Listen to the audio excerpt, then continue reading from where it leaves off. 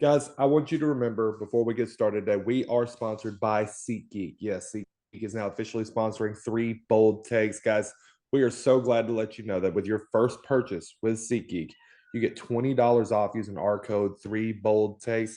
SeatGeek's perfect for any kind of live events, whether that's sports, entertainment like music, or even like local plays that you would want to go to. I use them for every sporting event I've gone to. I've never been disappointed.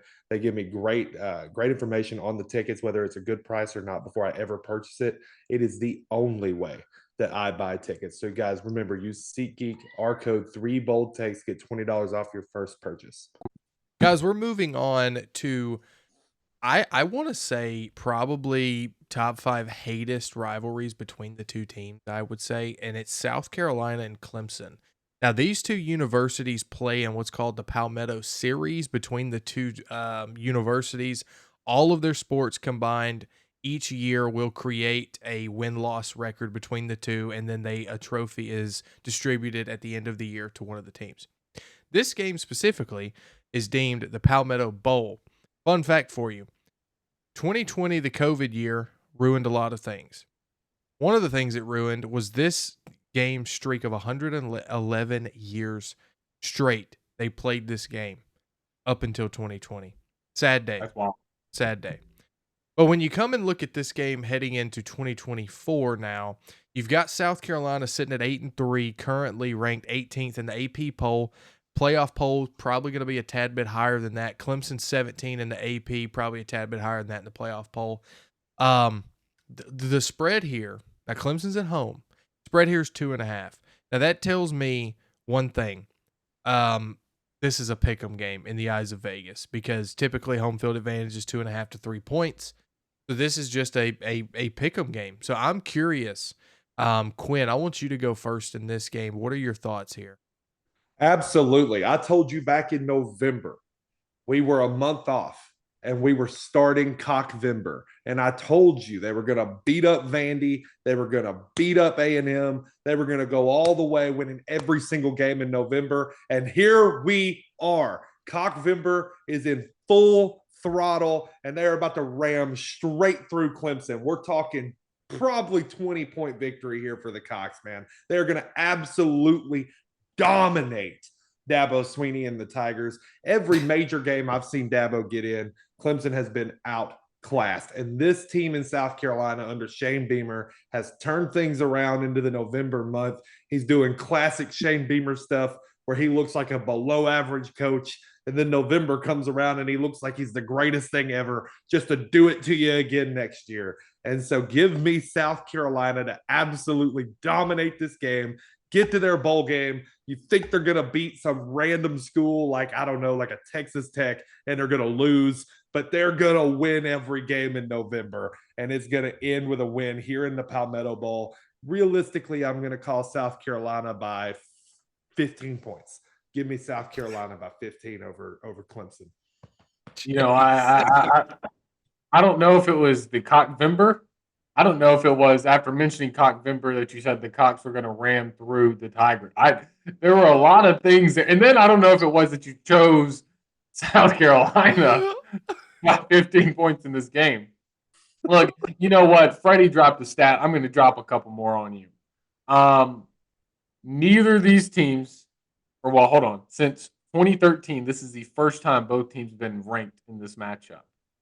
Since Wow. 2012, this is the first time they were in one ranking of each other. In 2012, Clemson was number 12 and South Carolina was number 13.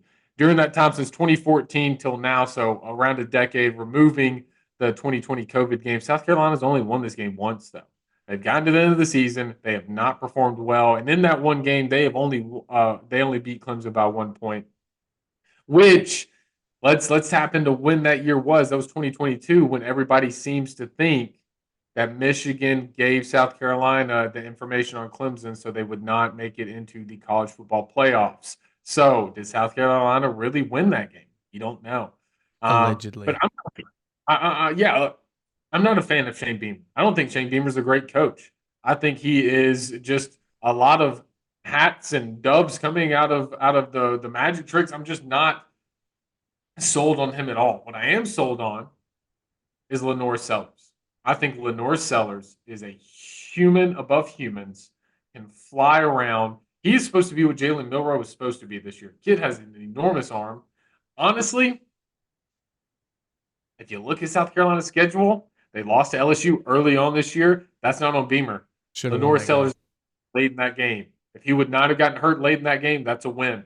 Ole Miss, you just got drummed. That's Ole Miss. Alabama might have been more on Beamer on that one. You lose by 2, and Tuscaloosa, you had a shot to win that one. You could be looking at a 10-1 South Carolina team right now in the college football playoffs currently as we stand, but they're not. Anyway, Dabo and them have done a great job this season. Cade Klubnik's done a really good job this season.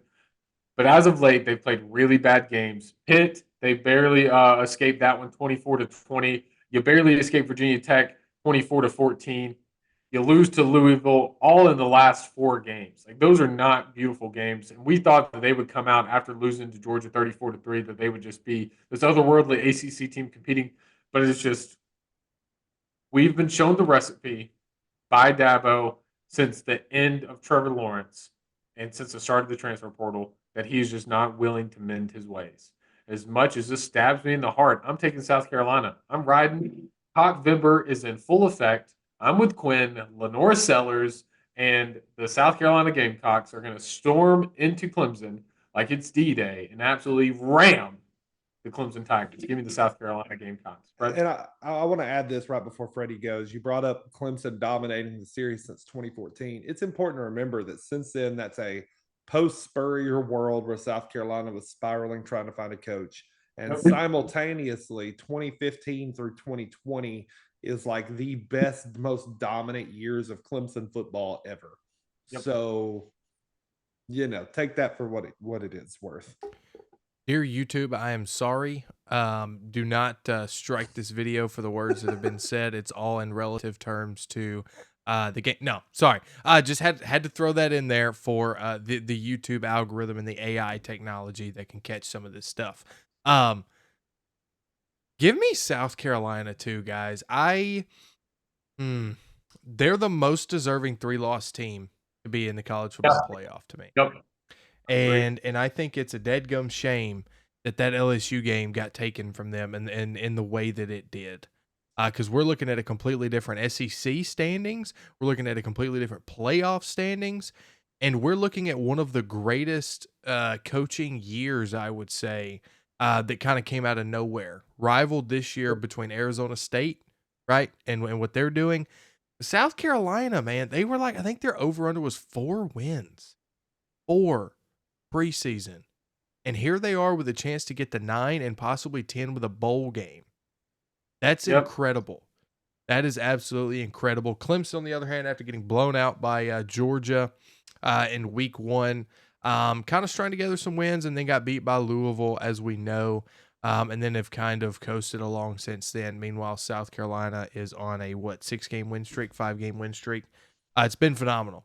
But the guys over at 3 Bold Takes, we're all going South Carolina in this one. Hope you guys have a great Thanksgiving. We'll see you guys next week. Peace.